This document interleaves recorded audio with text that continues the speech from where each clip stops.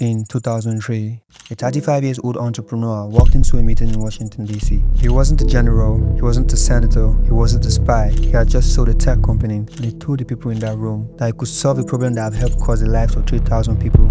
They listened, and what they built together that day would quietly spread into places most people never think about. Intelligence agency, military operations, hospitals, police department, border security system, tax authorities, and eventually places even its founders never imagined. Most people have never heard its name. Most people don't know it exists, and that, or later discover, was completely intentional. The twisted part about this is government hired thousands of private companies every year that usually remain contractors and vendors, replaceable, but this company didn't. But somewhere along the way, something changed. Quietly, government stopped using this company and started needing it. Most people reading about this company for the first time would assume it's a conspiracy theory, but it isn't.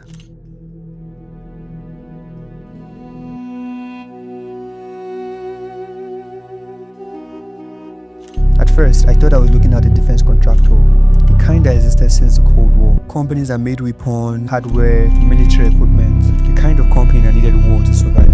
But this company was different. They made nothing physical, no weapons, no hardware, no products you've ever touched or seen, just software. And when I started looking at who used it, I found something. The CIA, the FBI, the NSA, the US Army, the US Navy, the US Air Force, and then hospitals, the IRS, the CDC, and local police departments using the same software. This got me really confused because a spy agency and a hospital having nothing in common, the military and the tax authority are solving entirely different problems. So what does this single piece of software do that makes all of them not just willing to pay for it, but apparently unable to function without it? That question pulled me somewhere I never expected.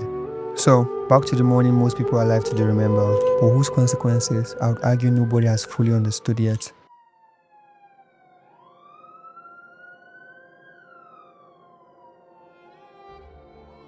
9/11, 2001.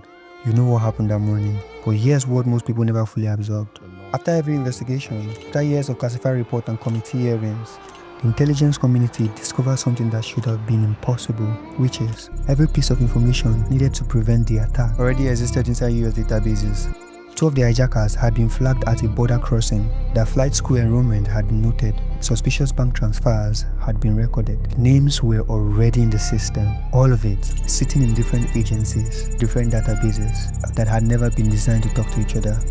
The CIA knew something, the FBI knew something, the NSA knew something, but nobody could put it together, and 3,000 people died.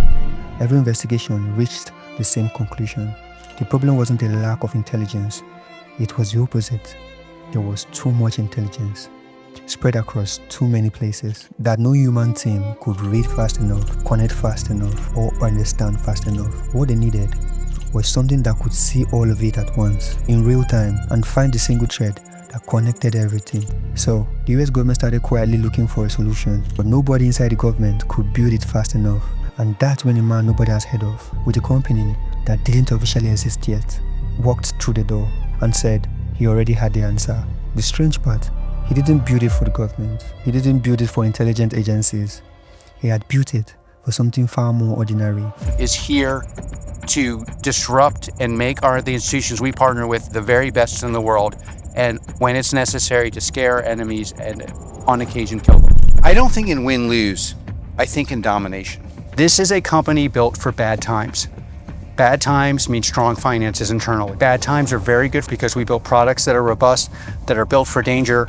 I've been calling him the founder, and I'm going to keep doing that for now because who he is matters enormously, but not yet. What matters first is what he built and why it worked. His company had a fraud problem, the kind every financial platform has. Millions of transactions happening simultaneously, most of them completely legitimate, and a small percentage designed to steal. Hidden inside the noise, invisible to any human analyst. So his engineers built a system that could scan all of it at once, finding patterns no humans could see, connections between accounts that look completely random but weren't, money moving in ways that look normal but were designed to hide something. The system found these patterns every time, instantly. He sold the company, then looked at what had happened to his country and asked the question that changed everything. What if we use it on people instead of transactions? Not payments, not bank accounts. People, their movement, their relationship, their patterns, their connections. What if you could scan all of that the way his software scanned millions of transactions and find the thread that connected everything? He went looking for investors. Every single venture capital firm in Silicon Valley said no. The most powerful VC firm in the world sat through the entire pitch. The partner spent the meeting doodling in his notepad. Didn't ask a single question. He walked out without $1, and it happened again and again. Nobody wanted to fund the company built to watch people, except one investor, who wasn't from Silicon Valley, who wasn't a tech fund, who wasn't looking for a financial return at all.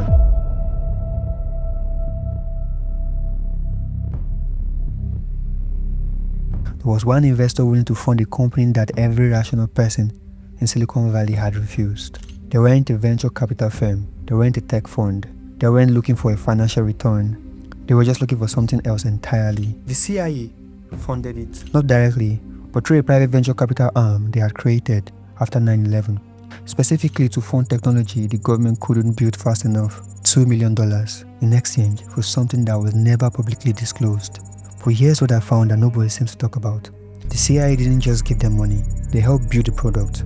CIA analysts worked directly alongside the engineers, testing the software, shaping what it could see, defining what it needed to find, and when the product was ready, the CIA became their first customer.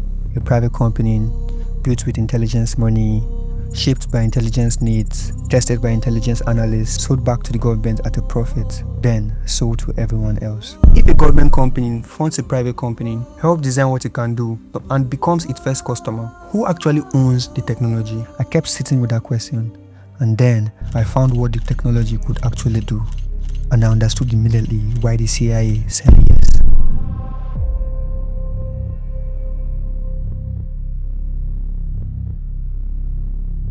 On May 1st, 2011, the US Navy SEAL killed Osama bin Laden in a compound in Pakistan. The decade-long hunt that preceded that night involved 3 million intelligent cables, 170,000 satellite messages, 8,000 hours of phone recording, and a single clue: a nickname. The nickname of a courier who moved near bin Laden. Just a word, no face, no real name connecting that single thread. Through a decade of intelligence data scattered across dozens of agencies, building a picture from almost nothing would take a team of human analysts years. It was widely reported by the New York Times, by Forbes, by Fortune magazine that this company's software compressed that process entirely. Neither the government nor the company had ever officially confirmed this. Did your company help to track and kill Osama bin Laden? You know, we can never. I'll tell you, the closest thing to an answer is there are when you look at when you open the paper and look in the news about these kind of things, there's a 2/3 chance, depending on the country involved, that somehow my company was involved. And I think that tells you more than the confirmation ever would. But here's what is confirmed. The National Center for Missing and Exploited Children uses software to search for trafficked children. A woman who spent 20 years working on child trafficking cases described the first time they ran their data through it. In milliseconds, the AI connected scattered and disconnected clues into patterns that made sense. We alerted law enforcement, and the child was found.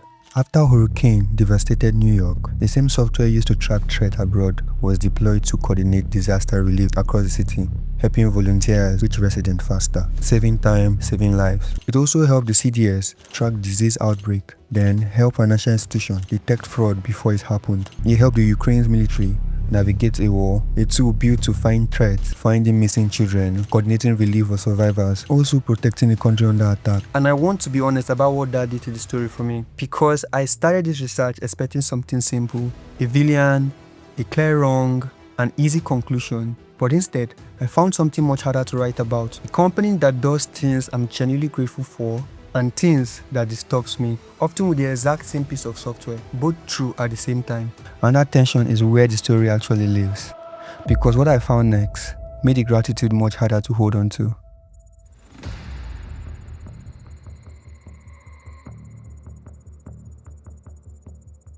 I want you to think of something ordinary. The last time you drove somewhere, made a phone call, walked past a camera on a street corner, bought something with your card. Each of those moments left traces, a data point, sitting in a database. Now imagine a piece of software that collects every one of those traces, not to store them separately, to connect them, to build a map of your movement, your habits, your relationship, your behavior, without ever being told. This software was used by a major American police department, not to investigate crime that had happened, but to predict crimes before they occur, to identify the people most likely to commit them before they had done anything wrong. An algorithm trained on historical data tells officers which neighborhood to patrol, which people to watch, before a single law had been broken. After years of legal pressure, the department shut the program down, but the software didn't go away. It moved. In 2025, the U.S. Immigration Enforcement Agency signed a new contract for a system designed to give authorities near real-time visibility into the location and movement of every undocumented person in America. The New York Times reported the company was asked to build a centralized database, pulling from the IRS, Social Security, Health, and Human Service to identify and track people who had committed no crime beyond crossing a border. Then I found the NHS, the UK National Health Service, which holds the most intimate data of 67 million people, their diagnoses, their prescriptions, their mental health records, their entire medical history, signed a contract with this company worth up to 330 million euros. When campaigners demanded to see full contract, 259 out of 272 pages were completely blacked out. Protesters blockaded the offices, people were arrested, human rights organizations issued formal warnings, and the company response was to post job listings. 30 former employees of the company signed an open letter. Not outsiders, not critics. People who worked inside the company, who believed in what they were building. They wrote, guardrails established to prevent discrimination, disinformation, and abuse of power have now been violated. Understanding why requires understanding the man.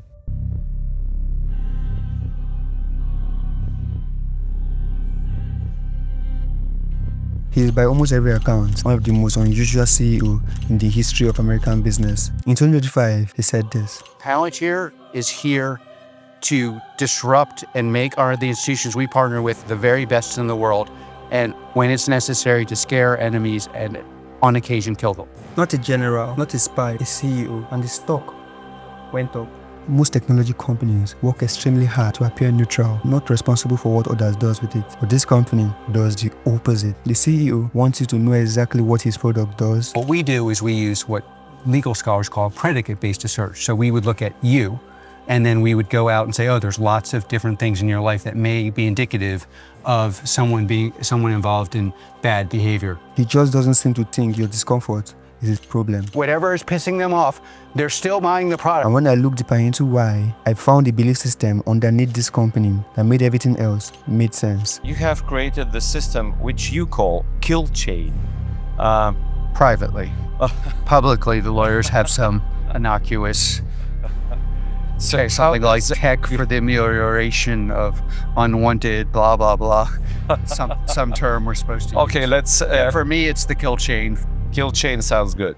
He genuinely believed, and has believed since the beginning, that democratic civilization is under existential threat, that the institutions built to protect it are not built for what's coming, and that the only solution is to give those institutions technology so powerful that their enemies cannot compete. He doesn't see this as surveillance, he sees it as survival. You do not feel comfortable supporting the legitimate efforts of America and its allies in the context of war, don't join Palantir. What if he's right? What if someone was always going to build this? What if the only question that ever mattered was not whether it would exist, but who would build it first? Because if you accept that framing, something else comes into focus, something I wasn't prepared for when I started this. What happened to the government after 20 years of depending on it?